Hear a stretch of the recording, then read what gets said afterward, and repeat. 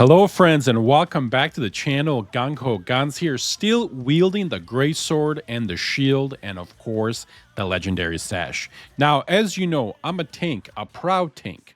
Greatsword in one hand, shield in the other, ready to take on the world.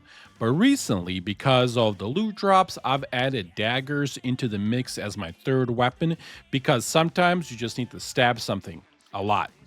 Let me tell you, swapping between the two is so smooth, it's like butter on a hot knife. Today, we're diving into my PvP build. It's lethal, it's bursty, and it's downright unfair for anyone on the receiving end of it. And here's the kicker. It's rocking all blues and costs less than 1,000 Lucent if you're buying. Yes, you can dominate the battlefield without selling your soul or your favorite kidney. Thank you all very much for being here. I genuinely appreciate each and every one of you. If you enjoyed the video, don't forget to hit that subscribe button before you leave. Now, before we jump into the build itself, let's quickly talk about the playstyle because this part is very crucial. You're not here to stand toe-to-toe in a long, drawn-out battle with someone. No, that is not your role. You're here to assassinate someone, put foot to ass, do tons of damage, fast, and vanish like the shadows. Hit hard, disengage, repeat. That is your role. Think of yourself as an assassin rogue type. You're smart, you're sneaky, and you're very lethal. Play this right, and you're going to love this game. You're going to love this build, all right? Let's get into it. All right, let's get into it. So let's start off with the Guardians first. I prefer the Lady Knight. The reason for that is I already do a lot of damage. The Lady Knight, equals it out where she will save my ass here and there. So the extra defense you get from her is really helpful. However, if you don't want that, you just want to go straight up glass cannon, I would recommend the Shade. The Shade is just really good. You can kill anybody off pretty easily. Again, for me, I prefer the Lady Knight. Again, she saves my ass plenty of time. Anyway. Let's jump into the build. We'll go into specialization first, and then we'll go from there. Because again, the moves might look a little different, so let's get into it. So the very first thing that we're going to go over is the daggers. And again, the really cool thing is we're only going to take a few skills from here. So you majority are going to use your skills from your Greatsword, so you don't have to invest too much if you were a tank like me before. Anyway. The Shadow Strike is the first one that we take, and I take the skill distance increase for the attack range. This is very important just because this is our gap closer, one of our gap closers, just so nobody can escape us. The other thing that I take is the Ankle Strike. Again, as you see right here, it's only blue. I will level it to purple as soon as I get books, but again, it is what it is for now. I do take the prone edition. This is the first prone that we're going to get him in, and I'm going to show you guys how to do that. So we get him, really 2 big hits, and then we move on. I get both of them in there.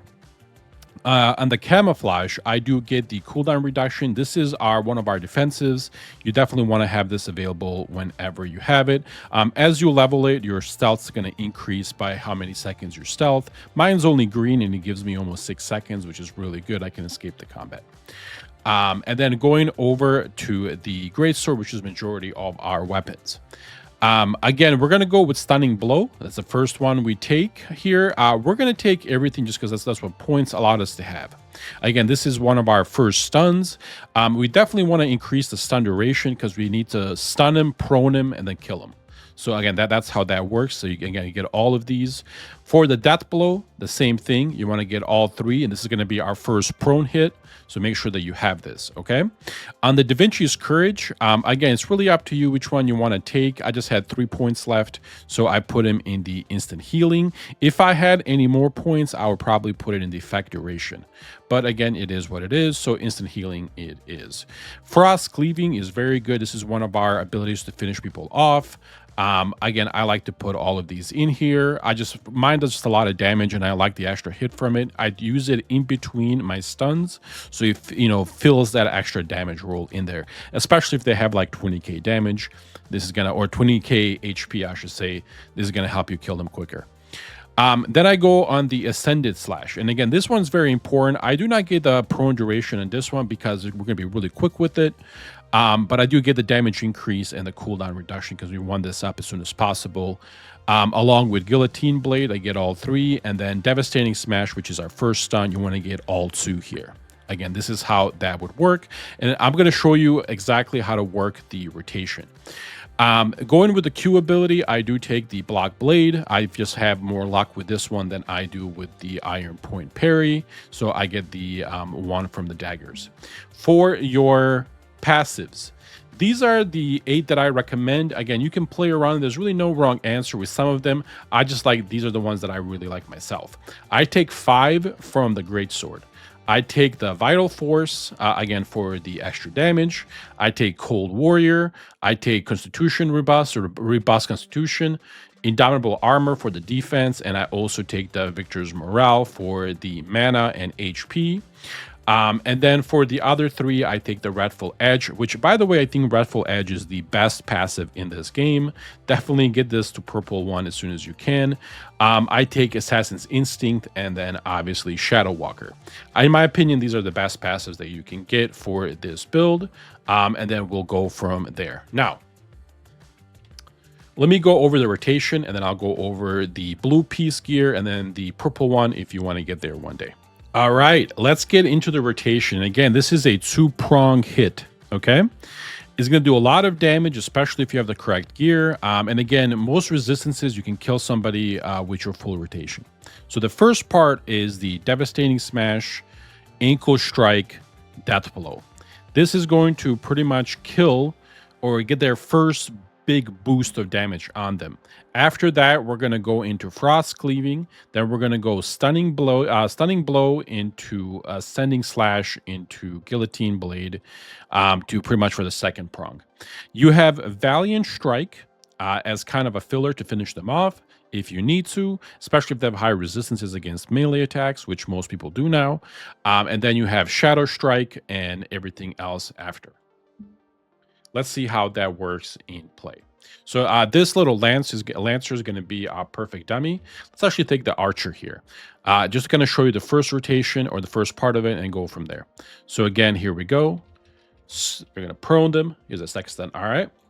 And then we're going to get this guy to say it's the same person. You continue. Stun the... Oh, God damn it. Yeah, they're dying a little too quick. So let's try to reset this and get the second part of the rotation out. All right, for the second part of the rotation, I'm not even going to go and use the first parts. I'm just going to go ahead and teleport to them and then use the Stunning Blow, Ascending Slash, and then the Guillotine Blade to finish him. Again, the reason for that is they're going to die too quick. A lot of the people that I would duel right now that are online don't have a lot of resistances, so it would just not be fair. It's easier to show you guys the NPCs. So again, the reason why we go ahead and use Stunning Blow is, again, to prone them. Or to stun them and to give us that boost of damage for 5 seconds. The Ascending Slash is to prone them. You get the additional damage boost. And then the Guillotine Blade, which would just do a ton of damage. So let's go ahead and take one. I'll actually use a Shadow Strike, just kind of teleport to them, just because you guys can see how that would look like. So here we go. Here's the first stun, here's a prone, and here's the big damage. So again, 10K. Now, I've hit about 15, 16K on people in full purple gear, by the way. So this will do a ton of damage. All right. I found a boss here, one of the elites, just so we can survive a little bit more, so we can show off the full rotation. So let's go ahead and do that. I am going to, again, oh, here we go. So let's go ahead and jump at him, stun him, do some damage. Here's the big bang. And again, you cloak out and then you get the hell out of there. We're going to do that one more time. We're just going to go ahead and let him kind of beat on us a little bit until everything comes back. Again, feel free to use your Valiant Brawl to kind of, get in there in between. We'll be down here in a second. Again, keep in mind, you can finish off anybody with this. Obviously, this guy has 90,000 HP, so it's a little more different. But I want you guys to kind of pay attention to how quickly this works. All right, here we go. Are you ready? Again, we're going to buff up. We're going to stun, prone, big damage. Prone, big damage. And then you finish them off. So again, that's how the full rotation works. I hope that kind of makes sense, guys. All right, and then really quick, just so you guys can see my character info. As you see, I'm just rocking blue gear. I do have some purple pieces just because I already had them and I didn't want to spend too much Lucent on them. But I'm gonna, in the description, I'll post a full blue and a full purple for at least the accessories, so you can kind of figure out which ones to get. As you see, these are not even max traded yet. I just didn't want to spend too much time because I was already doing enough damage. And again, I am running the Duke Magna Fury Warblade. This is super easy to get. Again, I'll put in the description where to get it, and I'll put both of these builds. As you guys can see, the main principle behind these pieces, which I actually believe are kind of best in slot, I was going for 3 things pretty much. Max HP because I wanted to survive, and then I was doing melee and ranged invasion just because I want to be able to invade their moves for a couple of seconds while I finish them off, and then I would run away. As you see with blue gear, not even, as you see, this one's not fully done yet, this one's not fully done yet, and this one's not fully done yet. With blue gear, and missing the full traits, as well as some green skills and blue skills and passives, as you see right here, I am almost at 2900 CP. If you can get all of these in full blues and get all of these skills leveled up to purple 1, you will be at exactly 3150, 3200 CP. It's super easy to be super competitive in just blue gear, guys. You do not need to spend too much money on purple. Obviously, the purple is better once it's fully traded. If it's not fully traded, it's definitely not. Anyway, thank you guys very much for spending a few minutes with me. Try this build out. Let me know what you guys think in the comments. Let me know if you're playing this any differently. I would like to try something different as well. But anyway, I'll see you guys in the next one. Take care, folks.